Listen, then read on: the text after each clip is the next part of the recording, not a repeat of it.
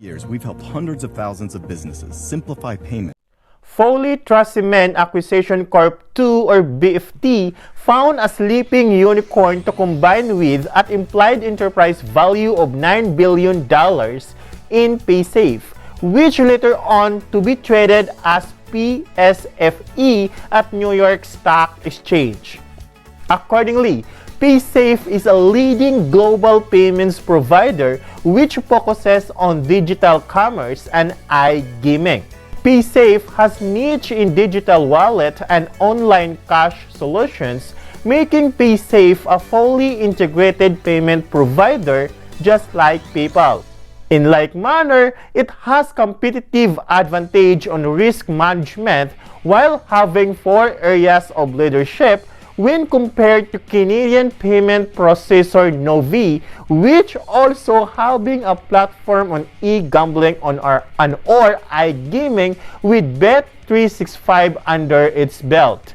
However, early investing on Paysafe could be rewarding at the long run as this 24-year-old payment company is being backed by CVC Capital Partners and Blackstone Group after it went private on December 21, 2017. In addition, the expertise of Mr. Bill Foley, founder and chairman of Foley Trust Cement, could help the combined company to scale as Bill has over 32 years of industry experience, well known to deliver stockholder value with principal background in financial and technology sectors. In fact, he had grown Fidelity National Financial as the largest title insurance company from equity value of $3 million to $11 billion. Mix that with the talent of Pelef McHugh, Paysafe's newly installed CEO in 2019, who is an international leader in banking and payments industry for over 25 years, working previously at Citibank and Barclays. Yes, payment processor business is a saturated market already where Square, Stripe, and PayPal are the big players. However, the connection of Mr. Foley to business community and sports league would be crucial to business expansion of Paysafe. Like his NHL affiliation where he had invested $500 million of franchise expansion in Sin City. He could influence the league to use the services of Paysafe as well as any online betting companies who wanted NHL to be at their platform. It's also noted that Canada Pension Plan Investment Board is one of the post-IPO equity investor of Paysafe per Crunchbase. Paysafe has 3 proprietary integrated solutions in digital wallet, e-cash, and integrated processing to merchants. Their digital wallet is a solution designed for millennial and sophisticated digital customers in which everyone can upload, store, withdraw, and pay funds easily to enjoy online sports betting, online gambling like poker, even trading crypto and move money into multiple currencies and transfer quickly their account through their subsidiaries Skrill and Neteller. To date, Paysafe has 3.8 million active users with $1 billion deposits, having an organic gross profit margin at amazing 82%, while their e-cash is targeting Gen Z, millennial, and underbanked customers across 50-plus market. Paysafe has e-cash available for digital commerce, which usually used on gaming in-app purchases, so like Mobile Legends, I play Mobile Legends actually, and other online purchases. It focuses on the verticals of gambling, social media, video gaming, utilities, rent payments, even financial services. This segment would provide $318 million of organic revenue at a volume of $4.7 billion, with a gross margin of 53% in 2021. Meanwhile, their integrated processing, according to its investor presentation, PSafe is number 4 independent merchant acquirer in the United States with projected 74.8 billion of volume by 2021 at organic revenue of $764 million. To grow a compound annual growth rate of 10%. This segment is projected to have a gross margin of 57%. PSafe is projecting to process 103 billion of volume at organic revenue of $1.52 billion in 2021. At a gross profit margin of 961 million or 63% gross profit ratio. Sounds too high with the saturated market where it is operating. But actually, it is not, as their GPM is similar to their most recent quarter performance, in which it had a gross revenue of 1.06 billion with gross profit of $665 million, resulting to GPM or gross profit margin of 63%. Note that PayPal has 48.4%, while Novi is runway winner with 81.8%.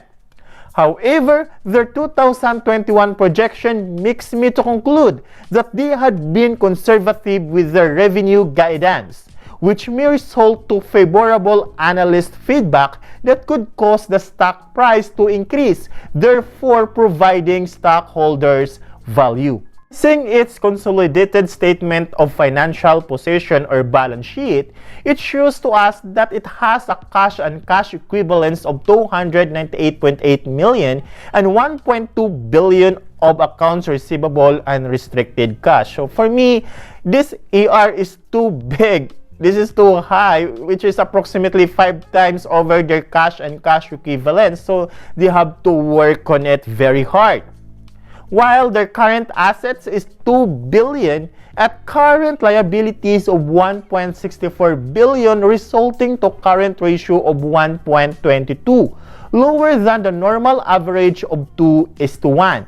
But PayPal and Novi has 1.44 and 1.21 respectively. Therefore, it means to us that the liquidity position of PSafe is within the range of its industry, so nothing to worry about.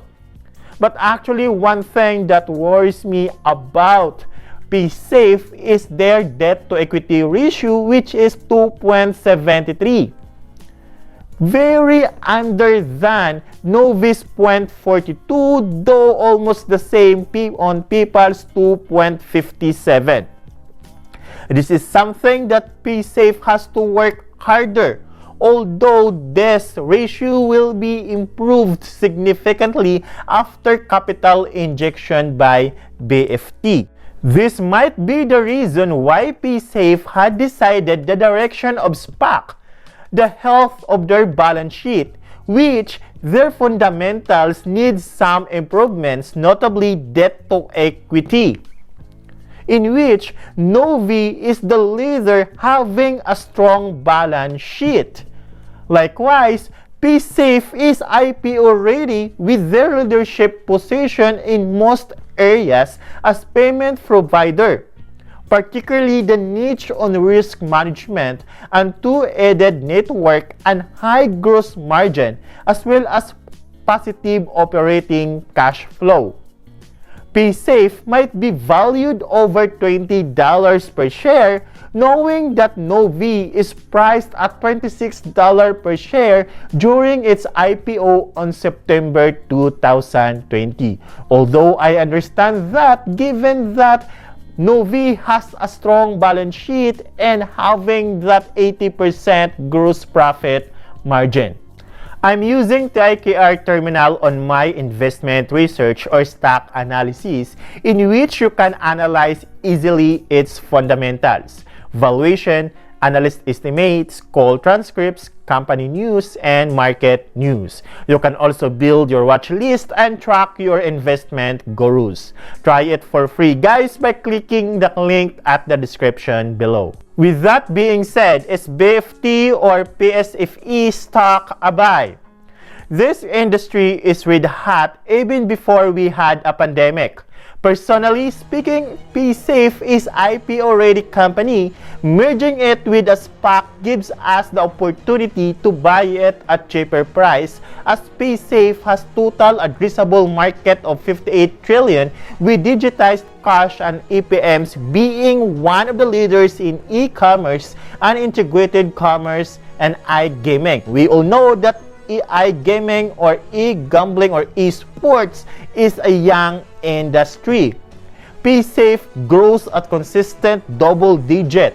In sport, getting in below $20 is a strong bull case, which having a potential return could be more than 100%, or at least having an exit price of $40 in 3 to 6 months.